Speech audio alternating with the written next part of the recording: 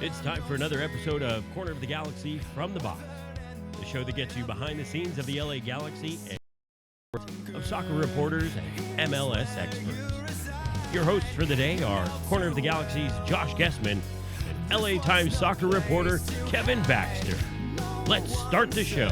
Hey everybody, welcome to Corner of the Galaxy from the Box on cornerofthegalaxy.com, coming to you on a Monday, January 20th. That's right, the LA Galaxy have started their preseason, happened over the weekend. First big day of training was today on Monday, and the LA Galaxy will host their first media availability of the 2020 season on Tuesday, so January 21st as we're recording. A lot of stuff to talk about. Chicharito signed, done. We'll talk about that. We're also going to talk about Romain Alessandrini and his departure and any other little Galaxy tidbits we can throw together here on a little bit of a short holiday week. All right, in order to help me out in this wonderful podcast back from his trip abroad, it is the panda himself, Mr. Kevin Baxter. Kev, what's up, buddy? Hey, happy Martin Luther King Day.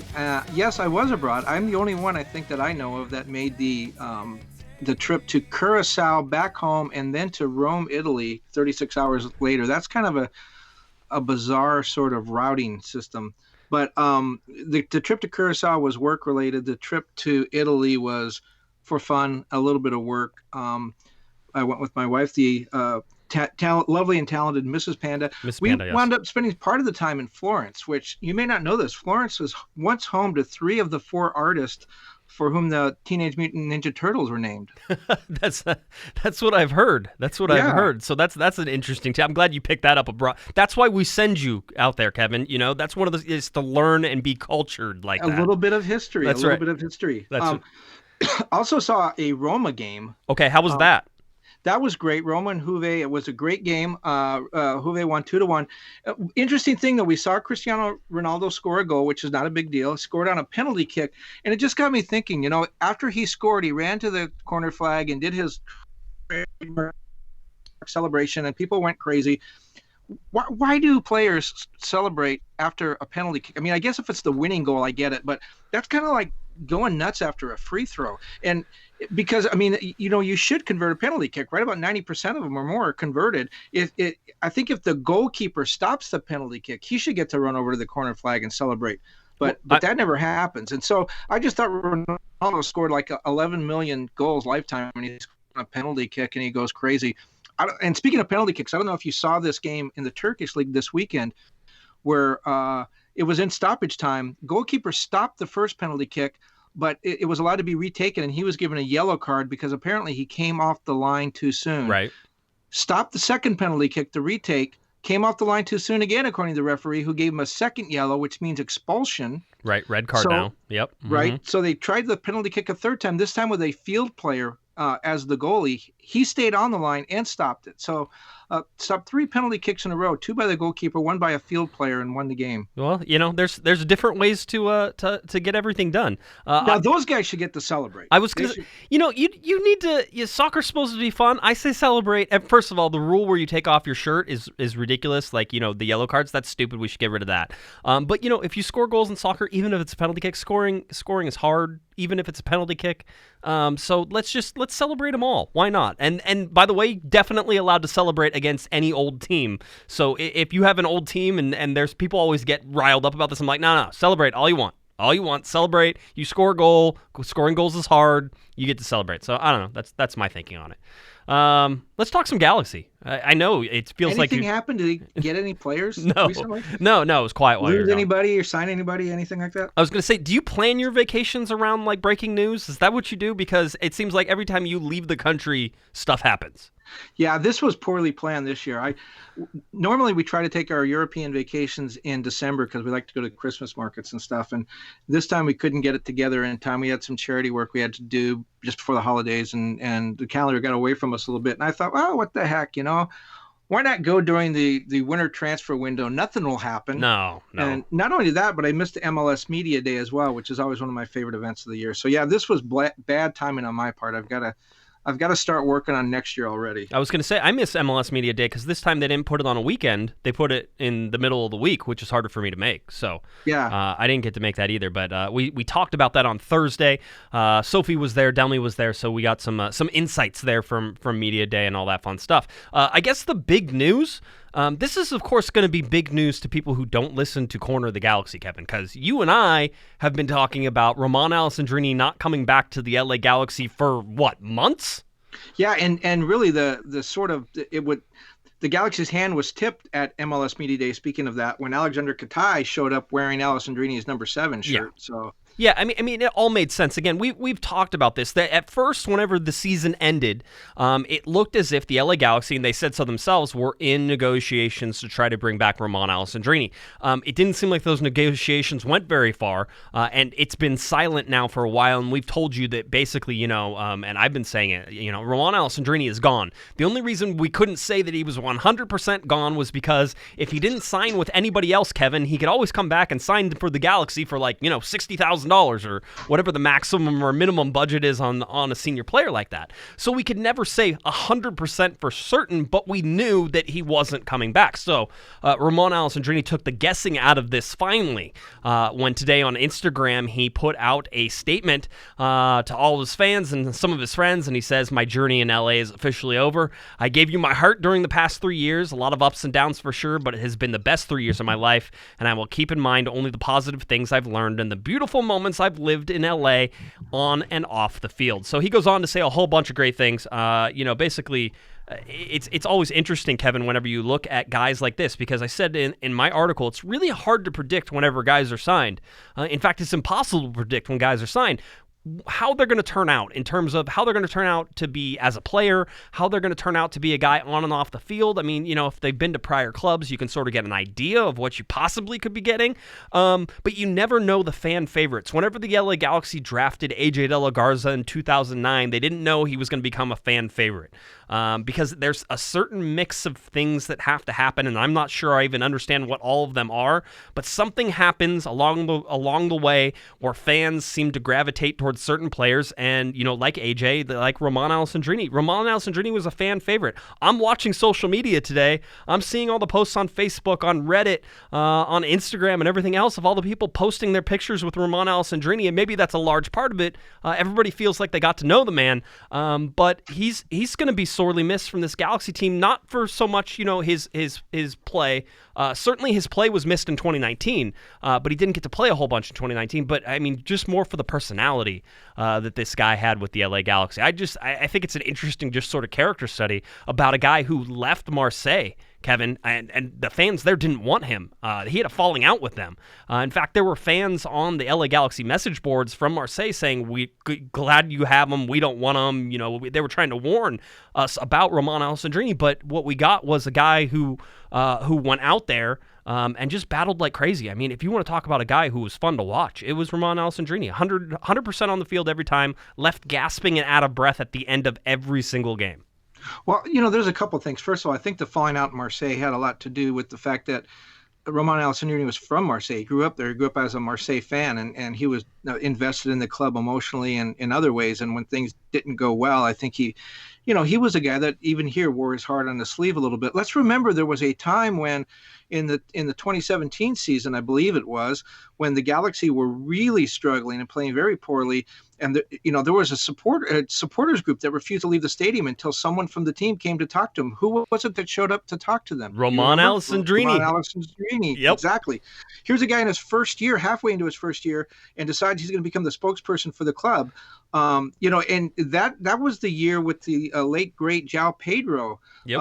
The team was going to be built around him, and Romain Alessandrini came along and sort of became the face of the franchise, led the team with 13 goals and 12 assists that year.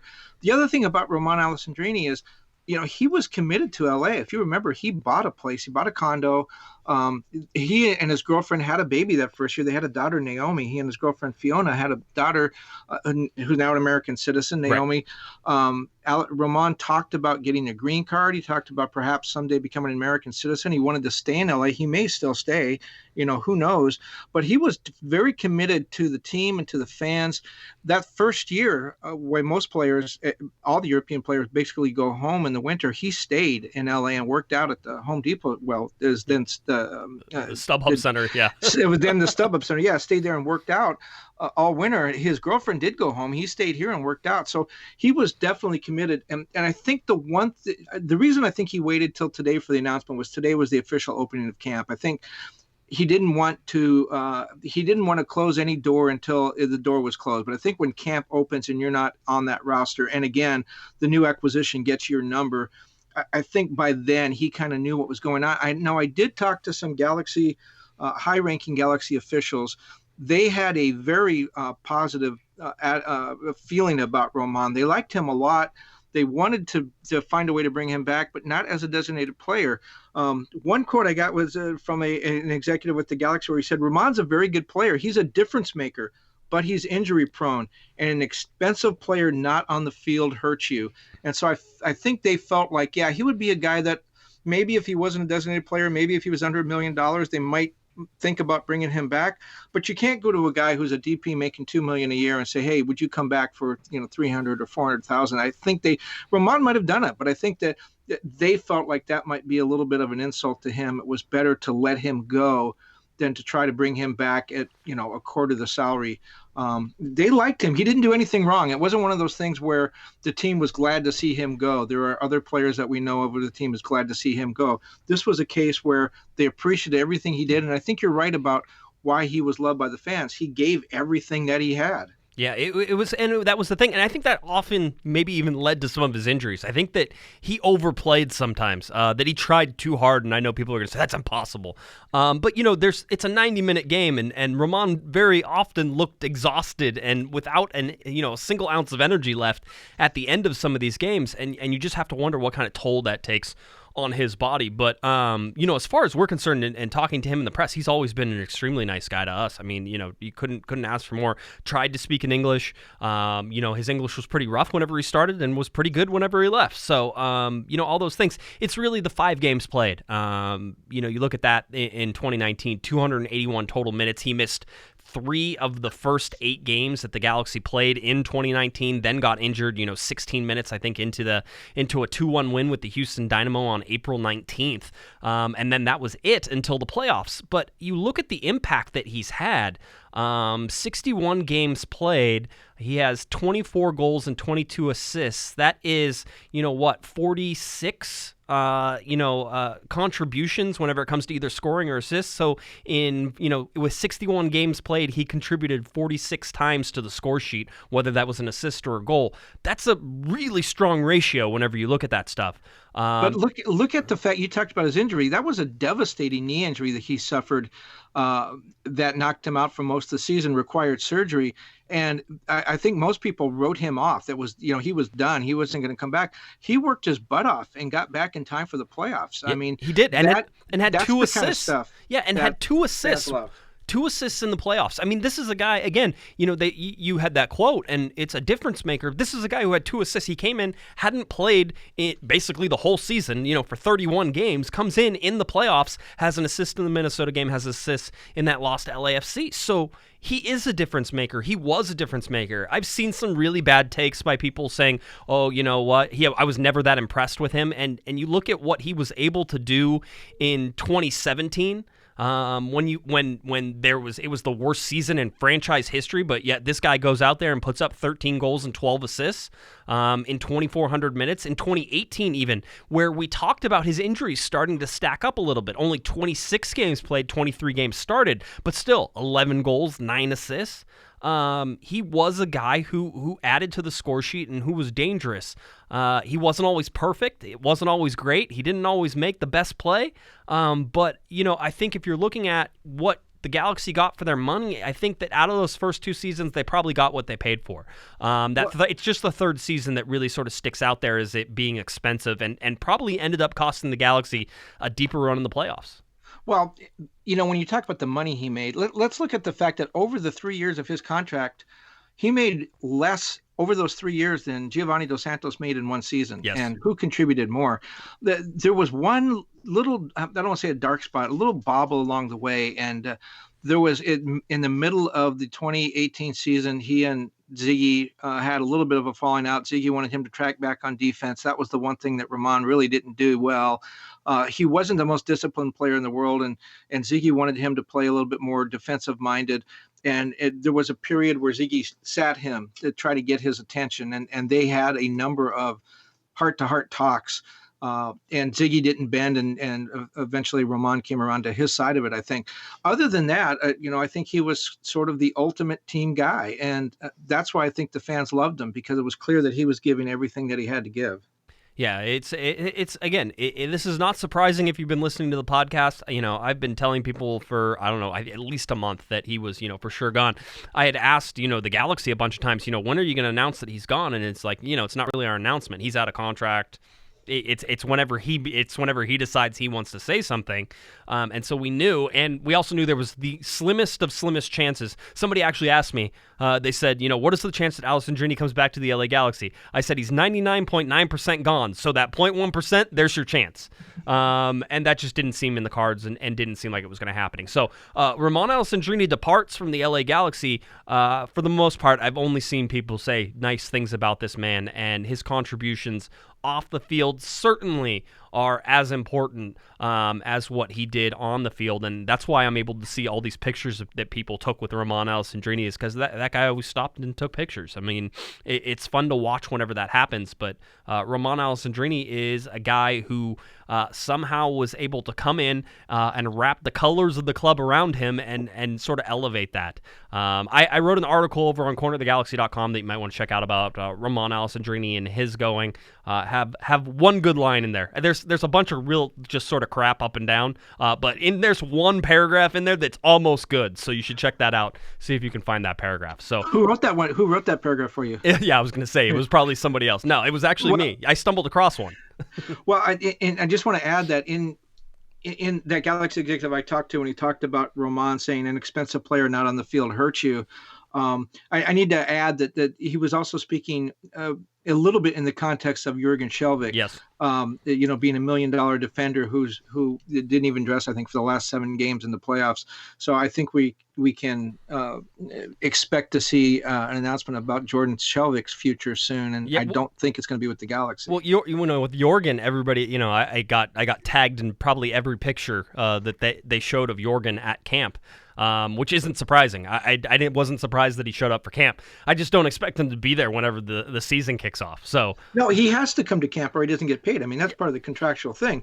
He may think he's not in the future, and the Galaxy may not think he's in the future too, but they have a contract. Yes, and for Jorgen to get paid, he needs to show up. And the Galaxy have to honor the contract by allowing him into camp. I mean, it's not like he can be locked out or anything. So my understanding is that he is still desired in Norway, where he came from, Rosengard. He may be going back to the same club, but probably going back to Norway at some point. I would imagine the Galaxy are going to pay. I don't think a Norwegian team is going to pay him $1 million to come back. So I would imagine the Galaxy are going to have to eat some of that salary. But I think they'd rather clear a spot on the roster and clear, whatever salary they do clear. If they clear, if they can get half his salary picked up, then that's $500,000 in MLS. That goes a long way. Yeah, there's some reasons the Galaxy still need to spend some money on. Some places they need to spend some money. So, it still seems like they're possibly targeting a center back. We talked about Carlos Zambrano a long time ago. I have a feeling all that sort of shifted off to the side there, Kevin, whenever they were off chasing Chicharito, which we're going to talk about here shortly. But it seems like that would still be sort of a target for them, and if not, I would imagine that they have other targets. So I would, go ahead. Here's what I know about Carlos Zambrano. I spoke to someone at the Galaxy Sunday night, and the Chicharito thing was the 800-pound gorilla that pushed everything off to the side, and so where exactly they left off with Zambrano, this person wasn't sure. But what I know from talking to Dennis and others before that is, he's playing in Ukraine. He's not playing. He's on a team in Ukraine. Right. He has a very high salary, but he's not playing. That team is very motivated to get rid of him. But I was told, and Seattle Sounders were very interested in him too, and may still be. I was told that the team in Ukraine were making the negotiations very, very difficult. Even though they want to get rid of the guy, it sounds like they're not motivated to make a deal, at least on the cheap. So this could be a deal that could go up right to the end of the transfer window, where the team realizes that the best deal they're going to get, either from Seattle or LA or whoever else, might be the one they need to take, rather than keep this guy and his salary on the payroll when he's not playing. Yeah, it's certainly an interesting one as we continue to talk about that. So, it's one to sort of keep your eye on. And by the way, there's reports that I think Seattle Sounders wanted them. There's also possible reports that Boca Juniors wants them. I don't trust anything that comes out of Boca or Argentina for the most part, because they seem to say whatever Guillermo wants or is after is that they're also after. So it's one of those. You just sort of throw your hands up and say, okay, whatever. But this is a guy who's played a lot, and recently it's not like he's injured. He's played for the Peruvian national team. Right. He comes with a very good reputation, but in my mind, the Galaxy are kind of set at center back, aren't they? I mean, don't they go in with Giancarlo Gonzalez and Daniel Steres as their starters? Is this another situation where, once again, for the third or fourth year in a row, where Daniel Steres has to come into camp and earn his position again? I'm kind of getting tired of this. We saw that with Dave Romney, and finally Dave had to leave.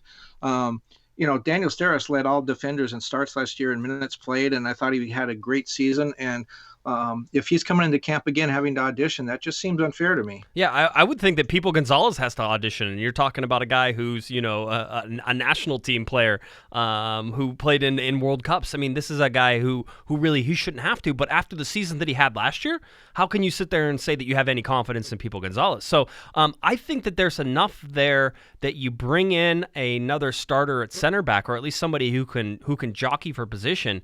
I think that gives Guillermo a lot of flexibility in sort of the formations that he wants to play. I feel like that if you can press those guys. I don't think that Dan Steres should be out there auditioning, but I also don't think that either Steres or Pipo Gonzalez should think that their starting spot is just exempt from challenge. And so I think the Galaxy would have every right to go out and get a starting center. I mean, they had one last year, Kevin. You saw it. Pipo Gonzalez, you had those guys who were there. So you could say in a lot of a repeat of last year is, are there going to be guys who are constantly sort of vying for this position? So Diego Polenta was there, Dan Steres was there, and you had Pipo Gonzalez all fighting for that. I don't know, maybe that's how Guillermo likes to run his defense, in terms of somebody always be hungry. But I feel like they're still going to go out and get a center back. Well, and there are very challenging parts of the schedule where they're going to need some depth. And I do think it's a good thing. I mean, I don't think Daniel Steres should necessarily be looking over his shoulder, but I do think it's a very good thing when you have players competing all the time for jobs and not being able to relax. That was a problem I think you saw in the latter days of Omar Gonzalez's stay here. Right. And he even admitted that he felt like he could come out and just walk through training and he was going to start every game. And he said it showed in his performances that he wasn't hungry anymore, because he just felt entitled to that starting spot. And it wasn't until he went down to Mexico and had to compete for his job again that he became a better player. And so the idea that whoever it is, someone's always looking over their shoulder and they're not guaranteed to start, that's always a good thing.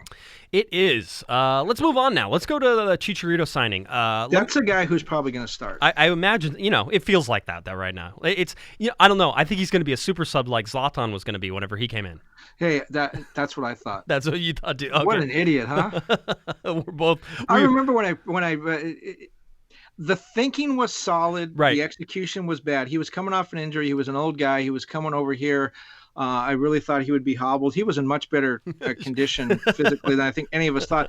But I remember when I mentioned that to Chris Klein, and Chris Klein almost, I'm not sure whether he wanted to fall over and in laughter, whether he wanted to punch me, what he wanted to do. But his reaction was like, are you kidding? You don't bring Zlatan Ibrahimovic to MLS to sit him on the bench. I know. I mean, I was with you there at some point, too. I don't disagree with that at all. I mean, so you go back, and just to put the Chicharito signing in sort of, I don't know, some sort of window, some sort of perspective whenever you try to look at this, is that, Zlatan Ibrahimovic coming in at 37 years old off of a horrific injury that they have talked about many times, saying it should have been career-ending. There's no reason that he should ever be able to play.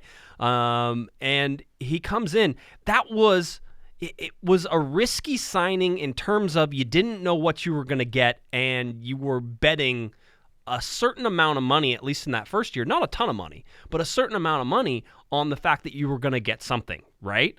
And so when you look at Zlatan and what he was then able to do, and what he was able to do for $1.5 million to begin with, that was always an interesting one, even whenever you look back at that. But it's still a risky signing. It's also a signing, Kevin, by the way, that if I come to you and I say, hey, Kevin, I have Zlatan Ibrahimovic. Do you think you want him for $1.5 million? You don't really think about it. You just say yes, and you get it done. We've talked about that before. Same with Steven Gerrard, by the way. If you hear Steven Gerrard is coming, that wants to come to the LA Galaxy, and you approach, and it's a no-brainer. It didn't turn out well. He came at $6.5 million. Yeah, well, hey, I get it. I mean, there's risk to all these, but there's some of these where you sit there and go, okay, there's risk in all of these, but you do it. And I think that as we look at Chicharito, that there's risk involved here. This is a guy who has not scored and not been an everyday kind of player now for a little while.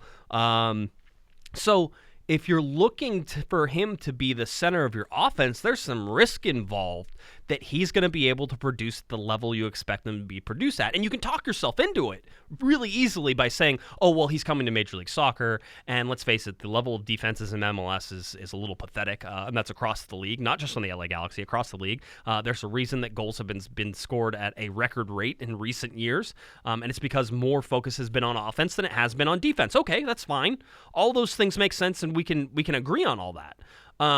But it's still... it's still a risk to go after somebody like Chicharito. And before we even get any further, I should tell you, this deal is complete. It is signed. It is done. It is ready to be announced. And that was not the case until at least it seems like Friday at some point.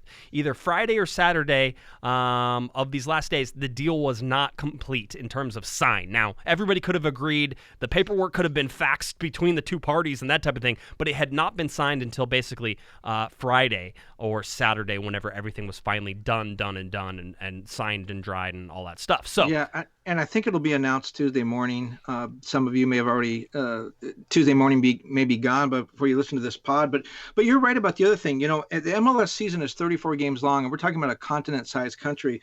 Chicharito has played that many games in a season just twice since 2014, and those were in much smaller countries, Germany, England, where he played. So the travel is going to have an effect. He's 31. He'll be 32 in June. He scored in double digits just twice since 2013. And in his career, he's topped 20 goals just twice. And it's been he did that in Leverkusen in 2017 was the last time, but before that was one of his first seasons at Manchester United. So although he's the Mexican national team's leading scorer, he is not going to I don't think he's going to put up goals in bunches. I do think you're right about there's a huge difference between La Liga and the Bundesliga and the Premier League and MLS. So I do think that you can probably, put Chicharito down for 15 to 20 goals.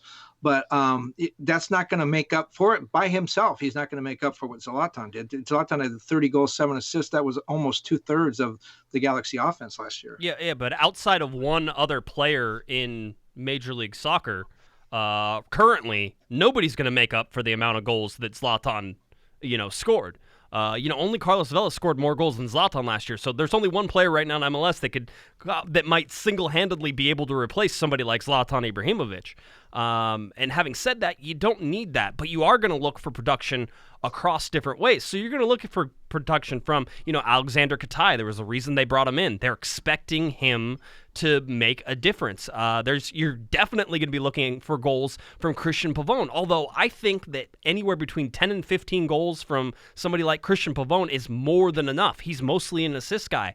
At least that's what we saw at the beginning stages of him playing and sort of where his skills lie. So if you can get 10 to 15 from Pavón, if you can get 10 to 15 from Katai, if you could then get 15 to 20 from somebody like Chicharito, then you've made up that difference between everybody else. And don't forget Sebastian Lletget. I mean, he laid back a little bit because Zlatan was up front. Right. This team is going to play differently. So you can't look and say, well, Sebastian didn't have a big offensive season last year. He's playing a new role. No, he's not playing a new role. He's playing the role he had to play when Zlatan was on the field. Zlatan's no longer on the field. Things are going to change. The team is going to play a little bit differently. And I think supporters should be really happy with the conversation I had with Dennis earlier this year, where he seemed to be saying many of the things that I've heard from supporters. He said, the one thing that happened last year is we were not very consistent. We need to be more mature and more consistent. He's right. The Galaxy lost one of their first 7 games, I think it was, and then they lost 10 of their next 15. You can't go through a season like that. He said they need to be more consistent.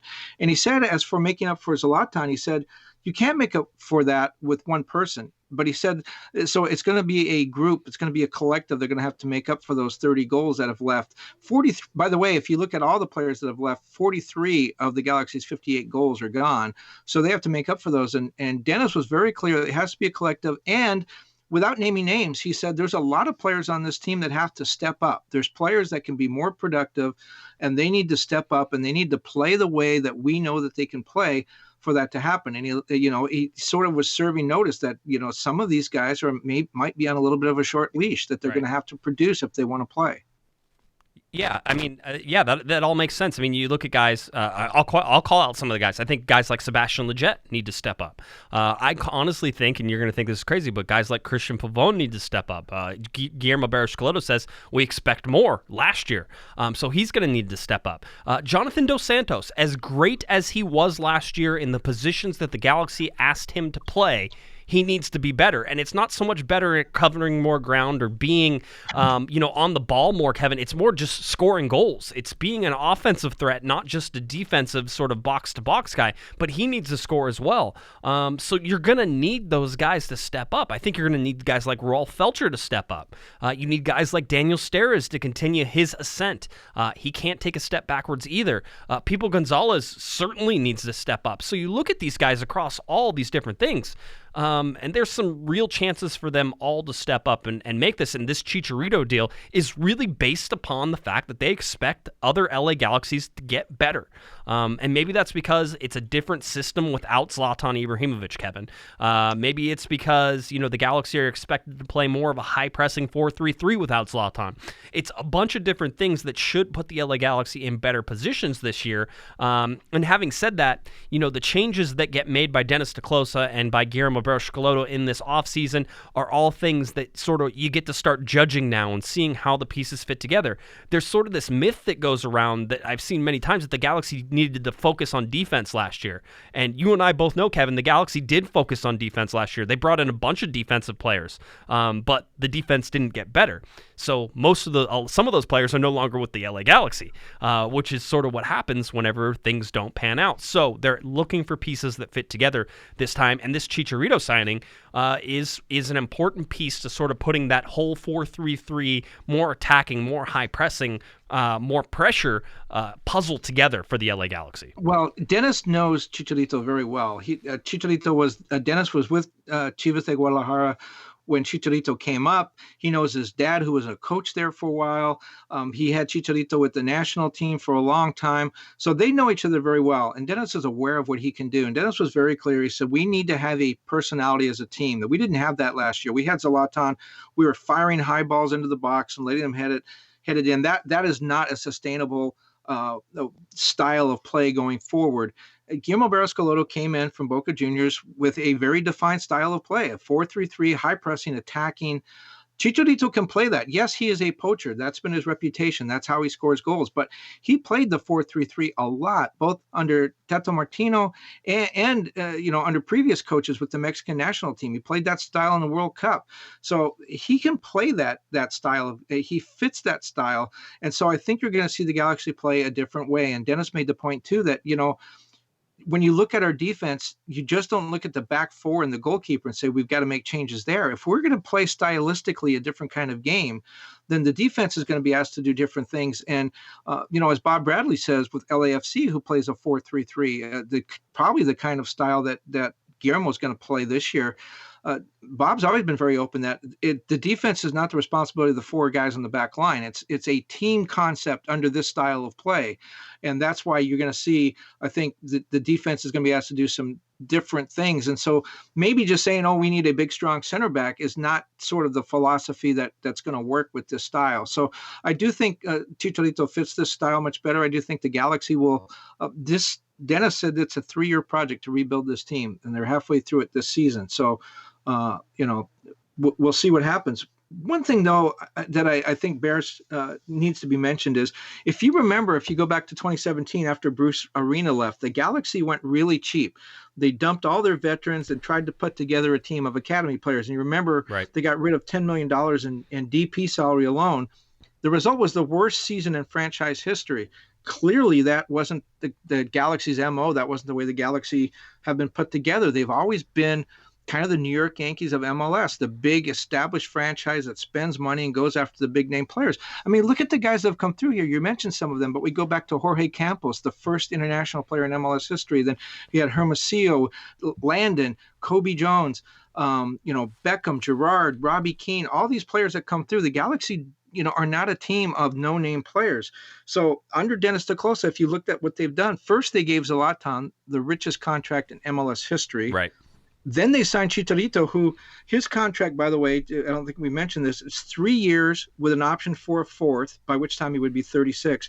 He's guaranteed $6 million a season, and he has a chance to earn an additional I'm told up to 1.5 million in bonuses. So that would be if he hits all those bonuses, and some of them apparently are very easy to obtain, that would be 7.5 million if that information is accurate. That would then surpass Zlatan. So you have the Galaxy and AEG giving out the 2 richest contracts in MLS history in back-to-back seasons. The team is spending. Christian Pavone, we don't know what he's making. We won't know until the union figures come out in June, but we know it's a lot because he's a DP. Last year, they bought out Gio Dos Santos. We don't know what that cost either because he signed with America halfway through the summer, but the Galaxy were on the hook for at least 6.5 million.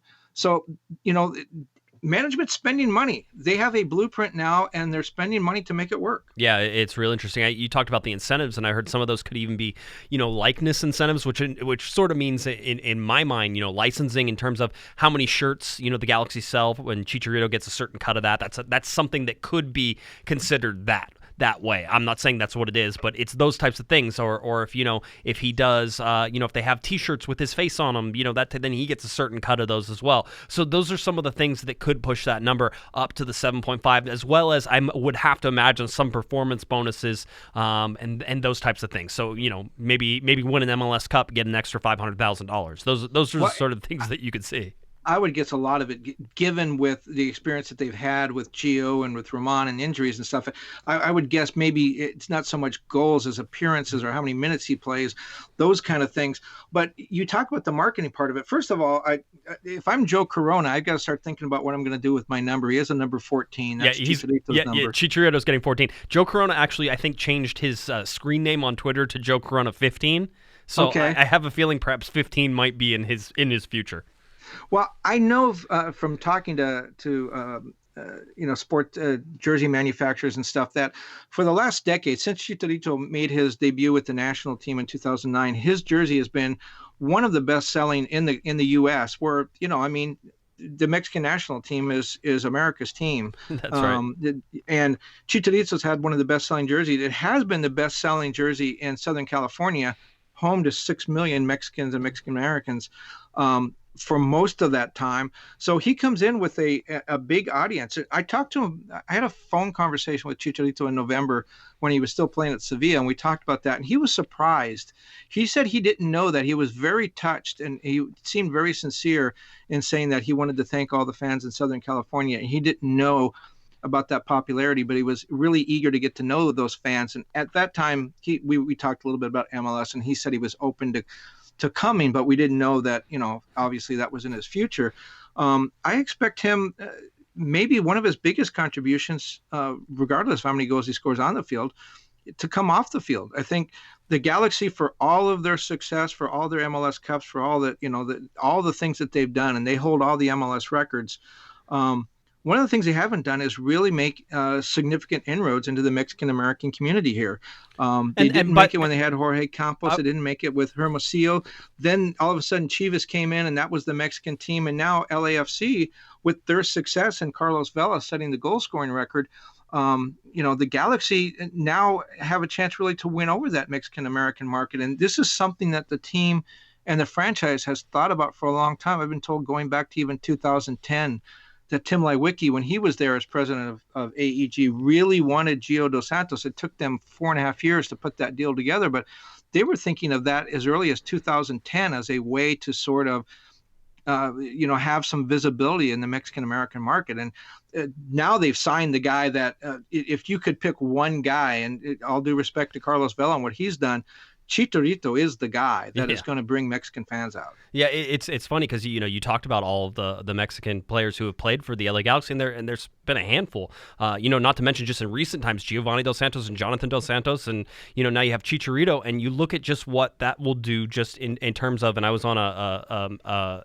podcast that focuses on Mexican soccer, and we were talking about the El Tráfico and sort of what that would do with Jonathan Dos Santos and Chicharito on one side and Carlos Vela on the other side. It's like, okay, so if you watch Liga MX, if you're a Mexican national team fan, if any of those things, that's a game you have to watch now.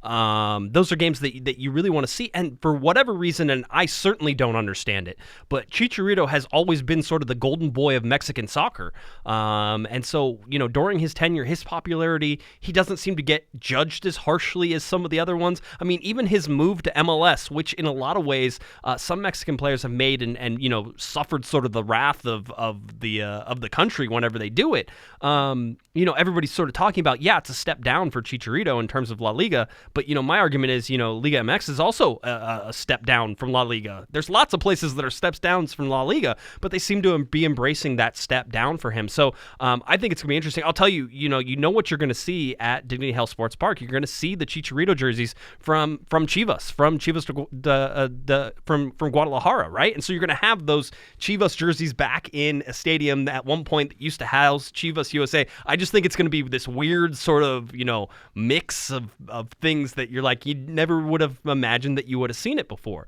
But all those things are going to happen. Well, there's a kid in my neighborhood that's a huge Chicharito fan. He even has a Leverkusen Chicharito jersey. But to address your question, I think there's a number of things with Chicharito that are a little bit different. And this may sound a little bit funny, but the crossover appeal, he's a handsome, good-looking guy who's very marketable, bilingual. His English has gotten much better. So he is a person that, although he'll make inroads in the Mexican and Mexican-American community, he's a crossover guy. He's a guy that I think is going to have a huge amount of appeal in the Anglo community as well. So that the Galaxy have that going for them. As far as his overall popularity, I really think the nickname has been, there's a million guys named Javier Hernandez. There's one Chicharito. He's one of the few guys in soccer. Actually, I shouldn't say that. There's a lot of guys in soccer known by one name. But if you say Chicharito, it's clear who we're talking about. If you say Javier Hernandez, you got to stop and think who that might be. So I think the nickname has helped.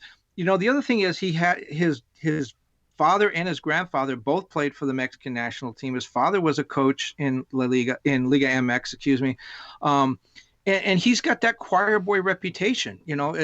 Gio was the guy who, had the reputation as a partier and a carouser. And whenever anything went south, then people looked at him and said, he's been about partying. Carlos Vela was the one that was suspended after a party went south a little bit in Mexico and then decided he wasn't going to play for the national team for a long time. He had a very difficult relationship with the fans. Chicharito has never had that. He's the guy who kneels at the center circle and prays before the game. And I'm not saying he's necessarily a choir boy, but I am saying he has that reputation.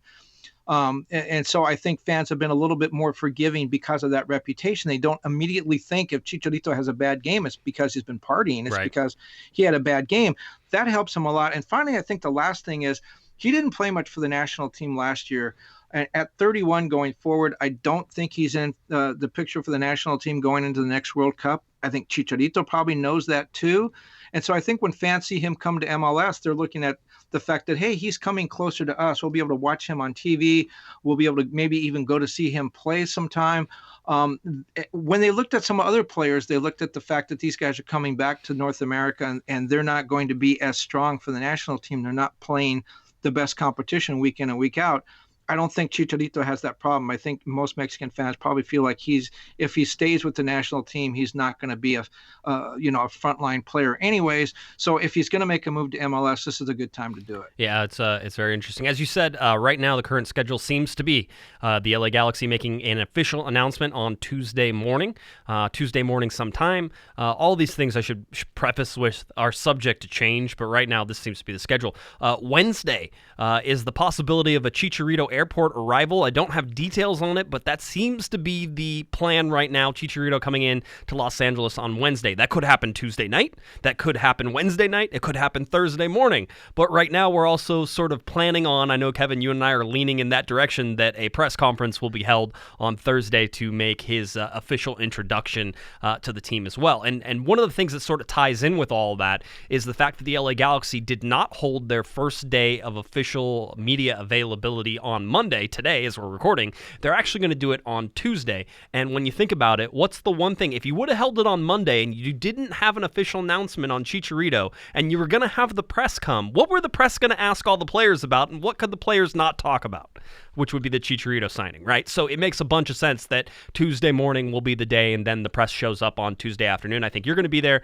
I think Larry Morgan, not on Twitter, we're going to send him out there to cover it on Tuesday as well. So they'll be able to talk about Chicharito coming to the LA Galaxy because we know for a fact, we were told by Sophie, we were told by a bunch of other reporters who were at the MLS Media Day, that the buzz around MLS Media Day and the thing that got asked a bunch to all the different players that were there was about Chicharito coming to the LA Galaxy. And nobody, of course, could talk about that because it wasn't official, but it will be official. So that's something to sort of look forward to. Well, and it's just a bandwagon I've been writing for a long time. When LAFC was coming into fruition, I was hounding their guys all the time as Chicharito's the guy you got to sign. I just felt like he was destined to come to MLS for all those reasons we just talked about. The bilingual, the ability to be bilingual, the crossover appeal to the Anglo and Mexican market. He's that one guy who it seems to me, ticks all the boxes. And I guess the question would be, it always made sense to me from the MLS perspective, and it was just waiting until Chicharito is ready. And so why is he coming? Well, he's not playing. He didn't play in West Ham. He's not playing at Sevilla. I still think he's a good player, but managers have, guys that they like to play and formations they like to use. Chicharito's not getting to play. And he said clearly when this move was talked about, he wanted to go somewhere to play. I think all things being equal, he would have rather gone back to maybe the Bundesliga or Premier League, but nobody was interested. He wanted to go somewhere to play. Galaxy are offering him a chance to play. His girlfriend, who is or partner, he calls her his partner, the daughter, or the mother of his child, is Australian. She studied in the U.S., and she's does not have a lot of Spanish skills that I understand.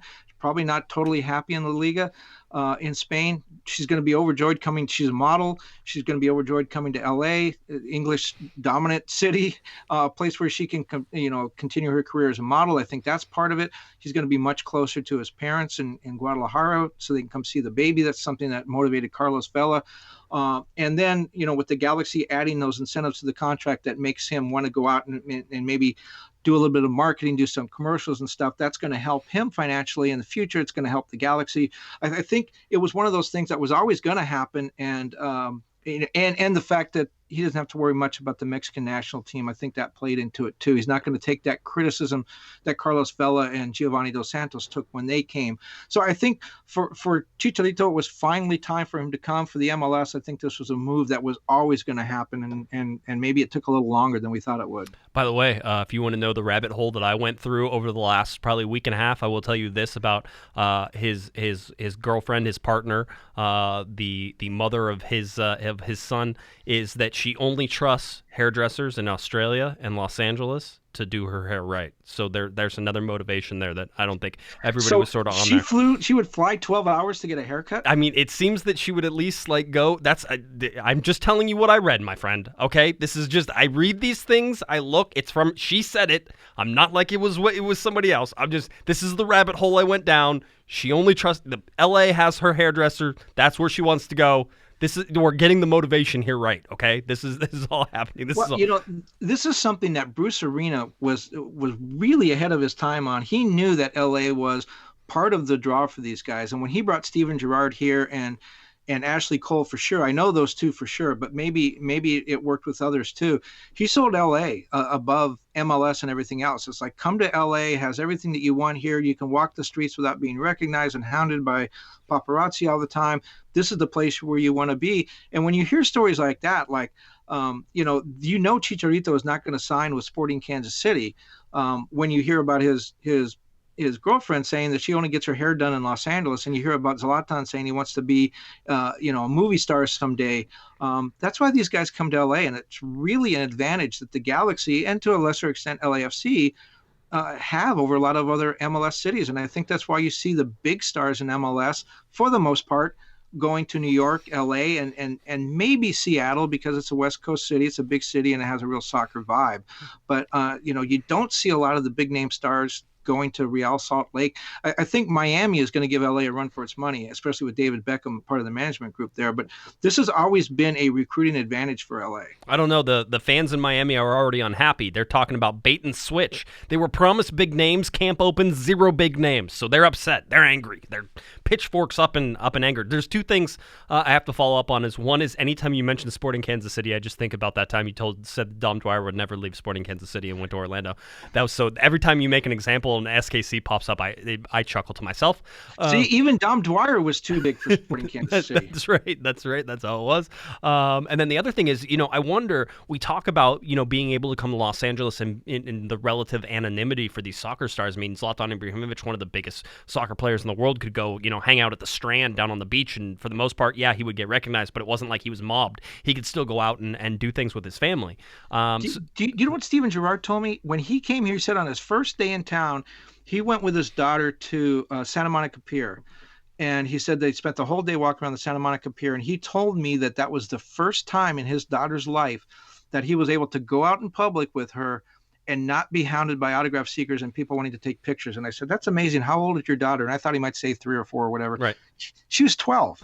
12 years. Yes. He couldn't go anywhere. Yes. And the first day in LA, he goes out and he's not bothered by anybody. And those kind of stories get around. And by the way, you mentioned the Dom Dwyer thing.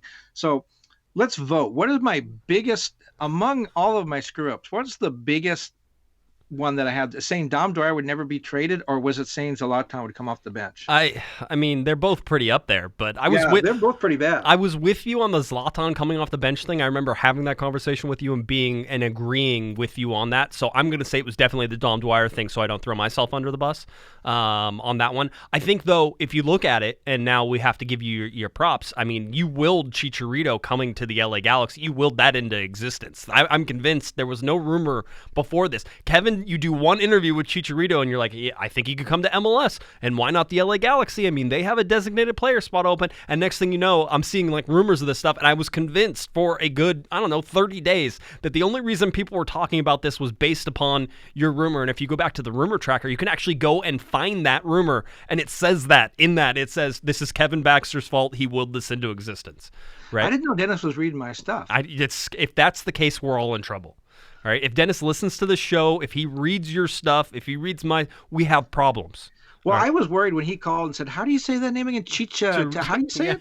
Yeah. Can you put me in contact with him? I heard you talk to him. Do you have his number? Yeah, do you have his number? That was how it goes. All right. The LA Galaxy schedule coming up this week. This is our first weekly schedule of 2020. I'll give it to you. Monday, basically the team returned. You have the Galaxy training at Dignity Health Sports Park on Tuesday. That's supposedly around 9 a.m. with media availability following training. Wednesday, off-site training, which I'll tell you about in a second. And then Thursday back at Dignity Health Sports Park at 9 a.m. With media availability following training. Again, we're anticipating a press conference on Thursday, so that's what we imagine that falls into. Friday, Saturday, Sunday, training. And then Monday, again, back at it, training. There's a lot of training in here. We saw the guys running beep tests over the weekend. We saw some sprints and some different running that was going on. Javier Valdecantos back out there, Kevin. The butcher. The butcher, the murderer. He's out there, and he's butchering suffering and murdering, as you can see the pain and anguish on a lot of their faces. Larry was joking around that these guys better come into camp in shape. So that'll be interesting. I think one player that's not there right now is Emiliano Insua. I'm told that he should be there soon. I think it's just paperwork and visa and the visa stuff and the ITC, the International Transfer Certificate, getting that all together so that way he can officially come and join the team. I was told there doesn't seem to be any problems with that. If you followed any of the news around New England canceled a transfer today, Kevin. I don't know if you saw it, but they canceled a transfer because they couldn't get a P1 visa for one of their guys. We don't know what the reason was. At least I didn't see it reported, but those are some of the hurdles that sort of come into this stuff. If you can't get a visa and they can't come in and work, transfers get canceled. They will not go through. So that's all interesting, but we expect Insua will be there pretty soon. This is real motivation now for guys to make the U.S. national team because they have that January camp, which keeps you away from your MLS team until February. And so guys like Julian Araujo are missing the first 3 weeks of Hell Week with the Butcher out there. With I'm sure he's celebrating. That's right. The offsite training was interesting. I saw that listed, and I know last year they did some things where they went to a hotel and got bused to a hotel and did some stuff where they had some group exercises. My joke is that this is sort of like in cross country in high school whenever I ran cross country, and they were like, we're going to run down to the beach so that way then we can do sprints at the beach, so then we can run back from the beach. So offsite training is like going down to the beach and running around and doing sprints so that way you can do that. I think it's funny. I think that if the LA Galaxy ever wanted to just sort of blow the doors off of this preseason training stuff, Kevin, is have an open training down in Manhattan Beach on the Strand there, where you watch the LA Galaxy actually train on the sand. I think that would be an event that not too many teams can sort of replicate, owing to their certain circumstances where in most places they're under snow and they have to relocate from their normal training place to somewhere where there's sunshine. A lot of teams make Southern California their training home. Real Salt Lake usually used to train down in Irvine. I don't know if they're still down in Irvine. Well, Seattle's here, Toronto's here. Yeah, I mean, you look at that. Colorado, I think, is coming as well if you just look at the preseason games that are going to be held. And we should point out again, Saturday, February 8th is an open training session and a post-training barbecue at Dignity Health Sports Park. That starts at 10 a.m. Saturday, February 8th. And then we get into the preseason games. Saturday, February 15th at Dignity Health Sports Park, you have the LA Galaxy versus Toronto FC at 3 p.m. And then the very special day, and by the way, planning this and sort of putting it together, I realize there's some synergy in numbers here, and I'll help you out on it. But February 22nd, the LA Galaxy will face off against Chicago Fire FC, and we've already told you, save that date. You need to be at that game because we will have a live show at 2 p.m. between the two games that are happening at Dignity Health Sports Park. So Toronto FC kicks off versus Colorado Rapids at 12 p.m. That game will be over at 2. We go live from 2 to 3. At 3, the LA Galaxy will kick off versus the Chicago Fire. And if you're having a difficult time remembering when it is and how it's going to happen, our live show is on 2/22 at 2. Okay, 2/22 at 2 p.m. That's how you can remember. And Chicharito will be there and will sign autographs and take selfies afterwards. No, I don't believe that's the case. No, but I like that. I like that. If you want to will that into existence, like you did the whole transfer rumor, I mean, do you get a kickback from Chicharito for you guessing correctly and now him coming to the LA Galaxy? I'd want my money if I was you. But no, looking at all this, that's what you want to do. So 2/22 at 2 p.m. On the concourse somewhere. We will tell you where that is as it gets narrowed down, but you need to plan on being at that game. We will be there. Kevin, you're going to be there? Right. You know what? Let's have it section 2. Is there a section 2? There's a 102. Deuces are wild. Yeah, we could. I don't know. I'm actually there's a place where I'm trying and hoping that we're gonna get it, but I don't want to say where that is yet because I don't want to jinx it and I don't want to send you in the wrong place. So once we get that nailed down, we'll tell you. But we are telling you live show 2/22 at 2 p.m. There'll be pandemonium. It will be pandemonium. Let's see. You're gonna be there. I think Sophie's gonna be there. I think Larry's gonna be there. I think Eric's gonna be there. So we should have all the co-hosts there for the live show before the game. So that's what we have planned. So we're already making plans for that, and so hopefully we'll have some fun stuff there as well. So I think that about does it right now. Kevin, is there anything about Chicharito that we didn't talk about? I'm trying to think. I'm looking through all of my notes and trying to see if there was anything else. Oh, there is one thing. Yes. There was reports, and certainly on Thursday it got a little crazy, that the Chicharito deal was in danger of falling through. Not true. I don't. Here's the thing. I can't confirm it. The two people who were reporting it, Roger Gonzalez from CBS Sports and Jeff Carlisle from ESPN, are two of the people I trust. And they do a really good job. So if they got told by somebody within the Galaxy organization, which they said is a Galaxy source, that could mean within the organization, that could mean within MLS speaking about the LA Galaxy, although usually you call it a league source. If it's a Galaxy source, then somebody told them that. Whatever motivation, and Larry Morgan hit it on the head with this, and I missed it, and somebody pointed it out to me after the podcast, but Larry said, I wonder what would motivate somebody within the LA Galaxy to even share that information, because it doesn't seem like something they'd want to come out, because it looks bad for them if they don't get it signed. We all agreed on that on Thursday. So anyway, just talking to everybody. I also talked to a source close to the organization, and I was told that they had no clue where those reports came from. No clue. In terms of everything seemed fine, everything was fine at the time, and that there were no issues. So it's really interesting to sort of see how that played out. I don't know what that means in the large worldscape of things, Kevin, but just the little panic that sort of rustled through the Galaxy community, and quite honestly, probably through a little bit of the world football community, hearing that the deal was in doubt, suddenly coming and finding out maybe it never was, or at least not from people I talked to. I don't think there was ever a problem with it. And a couple of theories on that. One is, a lot of times you hear those kind of talks when trades are being proposed. You hear rumors that, one side is prepared to walk away. And that's to put pressure on the other side. If Chicharito is motivated to come here for many different reasons, and word gets out that maybe the Galaxy are thinking of walking away, that puts pressure on his camp. That was not the case in this situation, because Chicharito's people were in the room with the Galaxy, and they knew what the Galaxy's intentions were. So the Galaxy didn't have to play the media card. So that wasn't happening. If anything, I think what it might have been, there was two things. One is, I think the rumors started because the deal was taking so long to get done. The rumors had it as, the agreement was done, and then all of a sudden the Galaxy started dragging their feet. And not really dragging their feet with the contract. They sent their whole, social media team over there. They filmed a bunch of footage of Chicharito doing things. The press conference, which is scheduled for Thursday, is going to be Chicharito Palooza. It's going to be over the top, and there's going to be all kinds of stuff. They went to Manchester and filmed Zlatan with a lion when that happened. So there was a delay because the Galaxy were trying to get all their social media stuff in a row, and I think people felt like it was taking too long. Another possibility would be on the Chicharito side. He took a huge pay cut to go from West Ham to Sevilla because he was promised that he would have a chance to play, and it looked like a good situation for him. So his contract was 3 years, $9.7 million to play in Sevilla. And I think it didn't work out. 4 months later, all of a sudden, Sevilla is going to send him to the Galaxy.